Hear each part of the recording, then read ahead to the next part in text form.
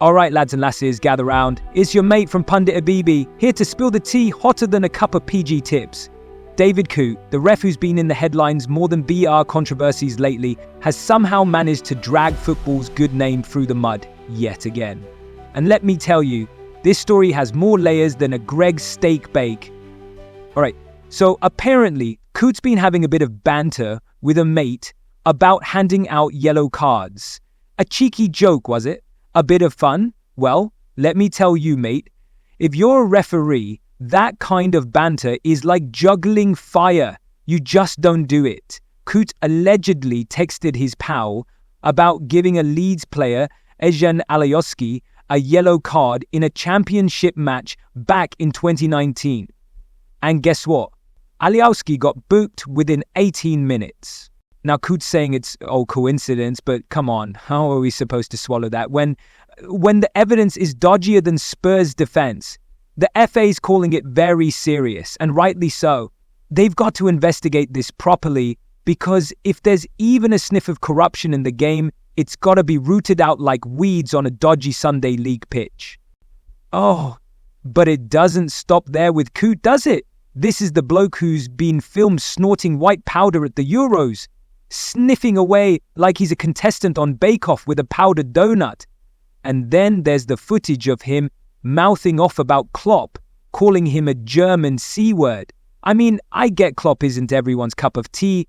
The man does love a dramatic post-match moan, but Coote's behavior is hardly what you'd expect from a so-called professional, is it? Look, refereeing is a tough gig. No one's denying that. You're always the villain, no matter what decision you make.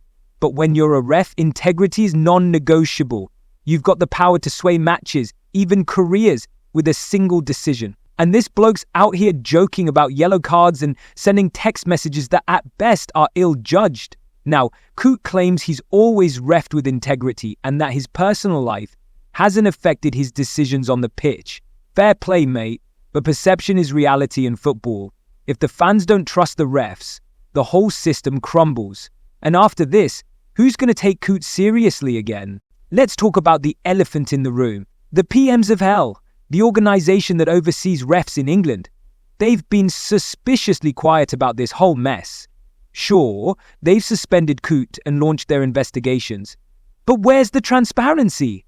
Fans are already skeptical about refereeing standards.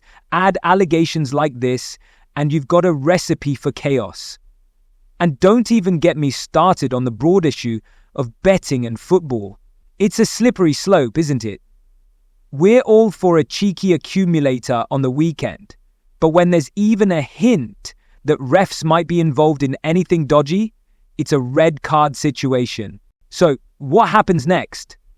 The FA's got a tough job on its hands. If these allegations are proven, Coote's career as a referee is as good as done, and rightly so. But if they're false, the damage to his reputation is still massive. Either way, this saga's a stain on English football and it needs sorting.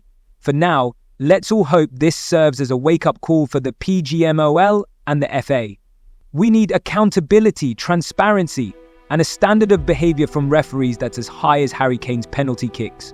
So, what do you lot think? Is Coote done and dusted, or can he pull off the comeback? Let us know your thoughts. And don't forget to tune in daily for more football gossip and sass. Don't forget to like, comment, and subscribe to join the Habibi gang. This is your Pundit, your Habibi, and as always, stay classy, stay sassy.